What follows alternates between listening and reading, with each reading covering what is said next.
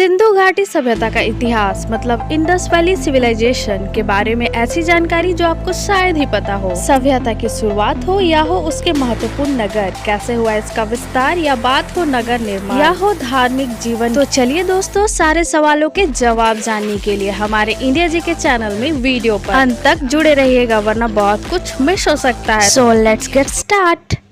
सिंधु घाटी सभ्यता, जिसे इंडस वैली सिविलाइजेशन भी कहते हैं, विश्व की प्राचीन नदी घाटी सभ्यताओं में से एक प्रमुख सभ्यता थी। यह सभ्यता हड़प्पा सभ्यता और सिंधु सरस्वती सभ्यता के नाम से भी जानी जाती है। कुछ समय पहले ये माना जाता था कि ये सभ्यता 55 साल पुरानी है, लेकिन हाल में ही IIT के वैज्ञानिकों द्वारा यह प्रमाणित किया गया कि ये सभ्यता 8000 साल पुरानी है। इसका विकास सिंधु और घग्गर अर्थात प्राचीन सरस्वती के किनारे हुआ। मोहनजोदड़ो, कालीबंगा, लोथल, धोलावीरा, राखीगढ़ी और हड़प्पा इसके मुख्य केंद्र थे।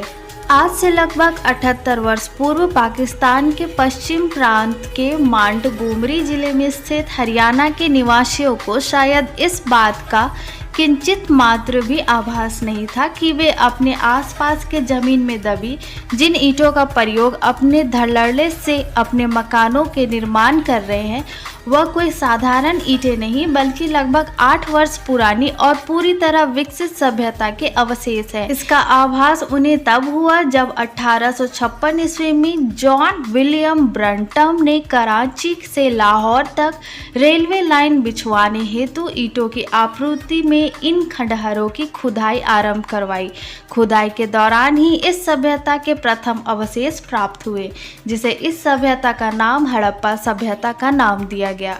ब्रिटिश काल में हुई खुदाइयों के आधार पर पुरातत्ववेदा और इतिहासकारों का अनुमान है कि यह अत्यंत विकसित सभ्यता थी और ये शहर अनेक बार बसे और अनेक बार उजड़े हैं। यह सभ्यता मिस्र और मेसोपोटामिया की सभ्यता से भी पहले की है। मिस्र की सभ्यता 7000 ईसा पूर्व से 3000 ईसा पूर्व तक रहने के प्रमाण मिलते हैं, जबकि मेसोपोटामिया की सभ्यता 6500 ईसा पूर्व से 3100 ईसा पूर्व तक अस्तित्व में थी। रिसर्चर्स के इनके अलावा हड़प्पा सभ्यता के 1000 वर्ष पूर्व की सभ्यता के भी प्रमाण खोज निकाले हैं। तथ्यों के अनुसार सिंधु सभ्यता महाभारत काल में भी मौजूद थी। महाभारत में इस जगह को सिंधु देश कहते थे। वर्तमान में पाकिस्तान के सिंध प्रांत को प्राचीन काल में सिंधु देश कहा जाता था।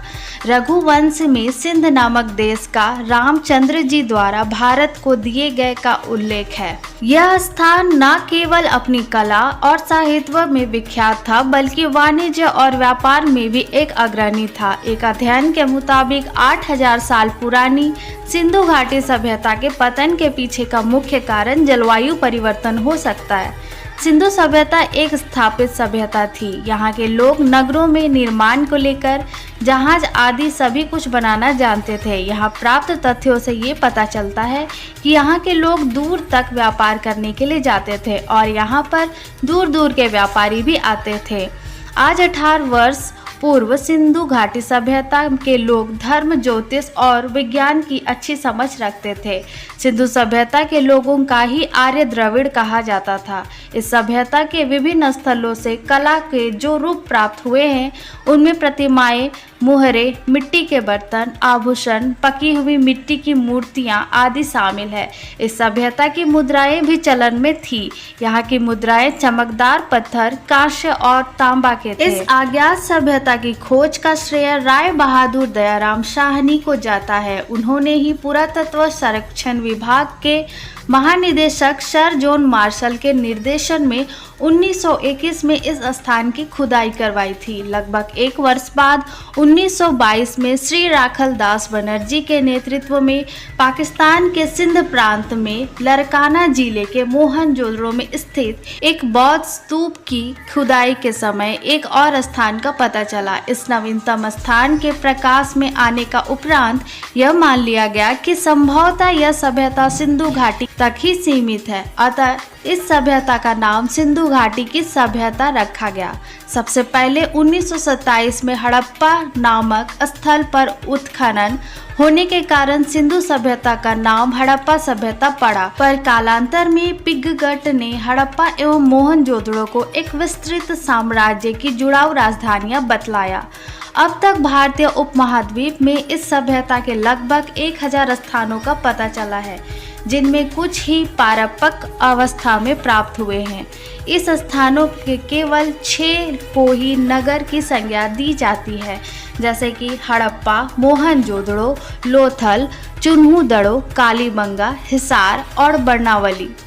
अब तक इस सभ्यता के अवशेष पाकिस्तान और भारत के पंजाब, सिंध, बलूचिस्तान, गुजरात, राजस्थान, हरियाणा, पश्चिम उत्तर प्रदेश और जम्मू कश्मीर के भागों में पाए जा चुके हैं। इस सभ्यता का फैलाव उत्तर में जम्मू के मादा से लेकर दक्षिण के नर्मदा के मुहाने भगत राव तक और पश्चिम के मरकाना समुद्र तट पर सुतका गेंडोर से लेकर पूर्व में पश्चिम उत्तर प्रदेश के मेरठ तक है। इस सभ्यता का सर्वाधिक पृथ्वी स्थल आलमगीर, उत्तरी स्थल मांडा तथा दक्षिण स्थल दयामाबाद है।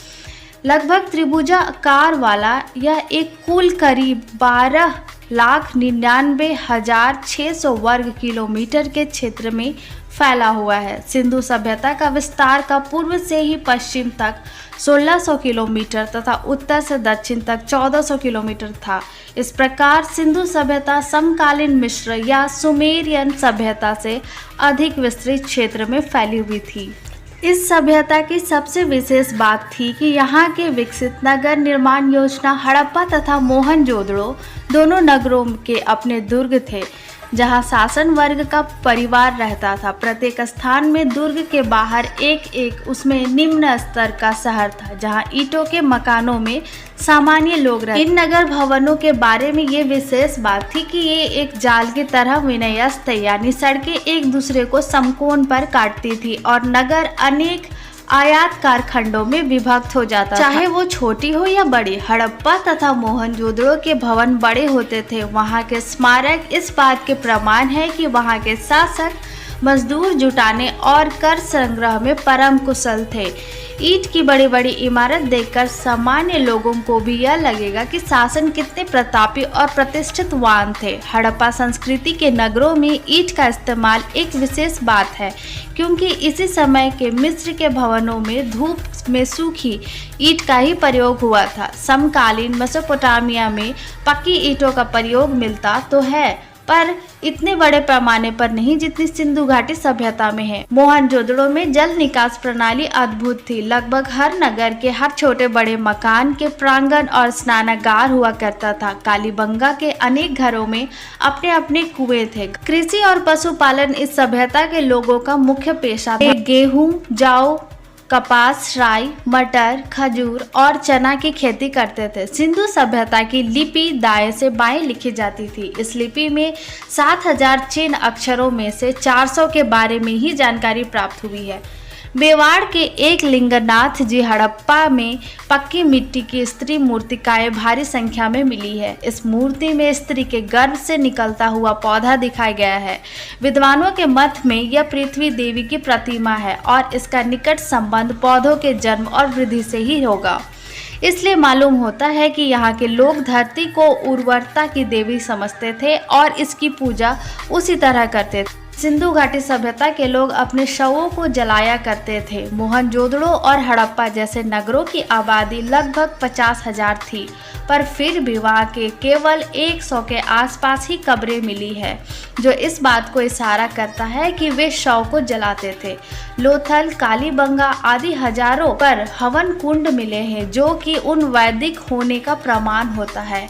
कुछ विद्वान मानते हैं कि हिंदू धर्म द्रविड़ों और मूल धर्म था और शिव द्रविड़ों के देवता थे, जिन्हें आर्यों ने अपना लिया था। कुछ जैन और बौद्ध विद्वान भी मानते हैं कि सिंधु घाटी सभ्यता जैन और बौद्ध धर्म के थे, पर मुख्य आधार इतिहासकारों ने यह बात नकार दी और इसका अधिक प्रमाण भी नहीं मिला। यहाँ के लोग आपस में पत्थर, धातु, शल्क अर्थात हड्डी आदि का व्यापार करते थे। मिट्टी के बर्तन बनाने में ये लोग बहुत कुशल थे। मिट्टी के बर्तन पर काले रंग से भिन्न भिन्न प्रकार के चित्र बनाए। मोहनजोदड़ो नगर से जो मानव प्रशस्त मूर्तियां मिली है उसमें सेदाड़ी युक्त सिर विशेष उल्लेखनीय है। मोहनजोदड़ो के अंतिम चरण के नगर क्षेत्र के अंदर मकानों तथा सार्वजनिक मार्गों पर 42 कंकाल अस्त व्यस्त दशा में पड़े हुए मिले। इसके अतिरिक्त मोहनजोदड़ो में लगभग 1398 मोहरे अर्थात मुद्राएं प्राप्त हुई। तो आशा करती हूँ दोस्तों कि सिंधु घाटी सभ्यता अर्थात मोहनजोदड़ो सभ्यता के बारे में आपको बहुत कुछ सीखने को मिला होगा और इसके बारे में बहुत सारी जानकारी प्राप्त हुई होगी। अगर मेरी इंफॉर्मेशन आपको अच्छी लगी और ये आपको यूजफुल लगी है तो प्लीज़ हमारे चैनल को लाइक एंड सब्सक्राइब कीजिए। हमारे चैनल का नाम है इंडिया जीके, तो इंडिया जीके के साथ हमेशा बने रहिए। तो मिलते हैं नए टॉपिक में नए वीडियो के साथ में नेक्स्ट वीडियो पे। तब तक के लिए जय हिंद।